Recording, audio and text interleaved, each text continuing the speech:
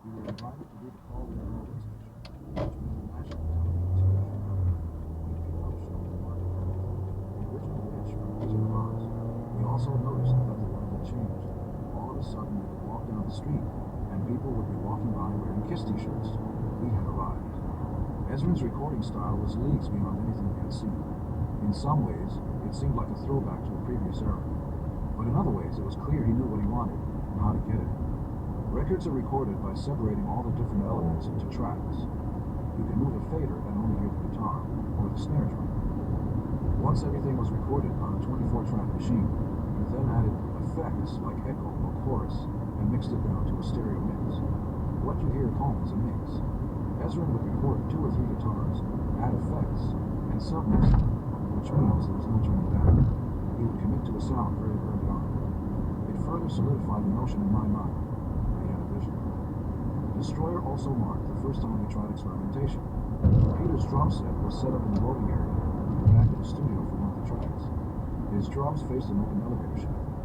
Microphones were placed close to the drums and at the end of the elevator shaft. That way, the sound would come back like thunder. Peter was separated from the rest of us, so a video camera was set up to film him. This was still at the early stages of video, so it all seemed very science fiction to us. On one of the takes, Peter stopped playing, and when we looked up, there was a guy carrying out the garbage into the elevator nearby.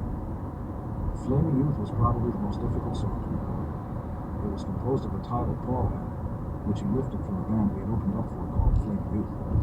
A verse and a chorus that Ezrin, Paul, and I tossed back and forth, and a bass riff I had from an old song called Mad Dog. Ezrin put all the pieces together and then threw a bizarre time signature at us, which was torture for a basic drummer like Peter. Peter never counted bars of time. He had never done it, and in fact, didn't understand the fundamentals. Ezrin had to start from the beginning. Where was the 1 and where was the 2? And then he had to teach Peter in particular what a bar of music was, how long it lasted, and how one counted it. We also tried to crystallize what a chorus and a verse were.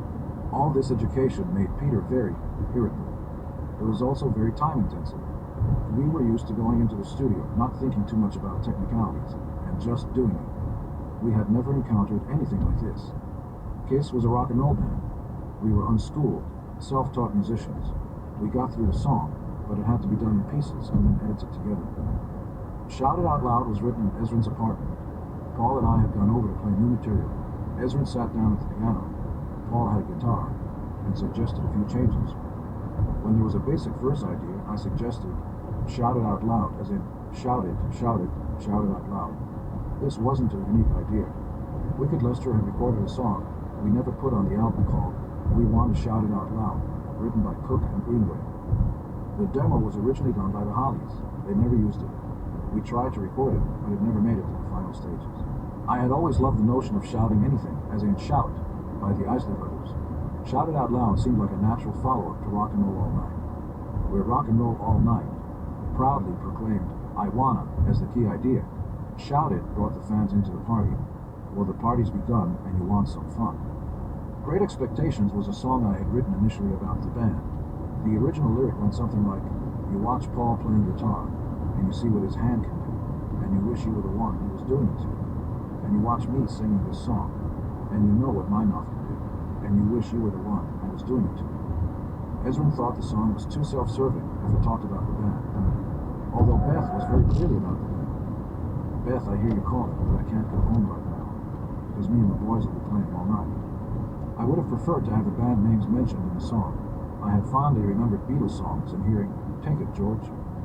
When Destroyer came out, Kiss became the biggest band in America. We went from opening up for other bands to headlining at Anaheim Stadium in California, with opening acts like Bob Seger, Uriah Heep, and Ted Nugent. We had billboard and television commercials. Coming soon were the Kiss makeup kits and lunchboxes. While almost every record we recorded in our 30-year history has elements I would change, in retrospect, Destroyer is an album I wouldn't change. I might do away with the sound loop at the top of the first song, but other than that, I wouldn't change a thing. Kiss has played thousands of concerts. We have added and dropped songs from our set list purely as a response to what the fans seem to like. Destroyer has stood the test of time. More than any other record we ever recorded, it probably defines what the band is and what it stood for. The songs are Detroit Rock City, Shout It Out Loud, God of Thunder, and others continue to be a staple of our live shows. Rock and Roll All Night, Alive and Destroyed, 1975-1976. The relative failure of the Rock and Roll All Night single disappointed us slightly, but it didn't scare us, because we knew exactly what we had to do. We had to go right back on the road, which was where we were strongest and connected with our audience most powerfully. This time, there was an extra wrinkle. We had decided to record some of the shows and release them as a live album.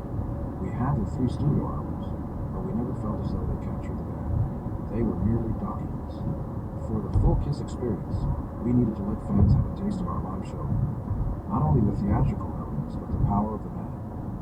The recordings that would become alive were drawn from a number of concerts, including shows in New Jersey and Iowa. The majority of the album, though, was taken from a late March show at Cobo Hall in Detroit. In some ways, the decision to take the Detroit concerts was the easiest one we ever made. A city is never just a city. It is always defined by the people who live in it and by what they do for a living, which then in a very real way affects their lifestyle. Because New York is a cosmopolitan city, it was the birthplace of Studio 54. Southern cities were more repressed in some ways, and wilder in others. Detroit, being the hub of the auto industry, was anti-fashion, much more meat and potatoes. I wouldn't be surprised if McDonald's sold more hamburgers in Detroit than anywhere else. It's very blue collar, a real middle American metropolis. The big stars that emerged out of Detroit through the late 60s and early 70s, the MC5, Ted Nugent, Bob Seger, and Grand Funk Railroad, were similar guys, loud and passionate, with minimal pretension, a bit of grittiness. Detroit is all about no-nonsense music. From our very first record, Detroit had taken us to heart immediately.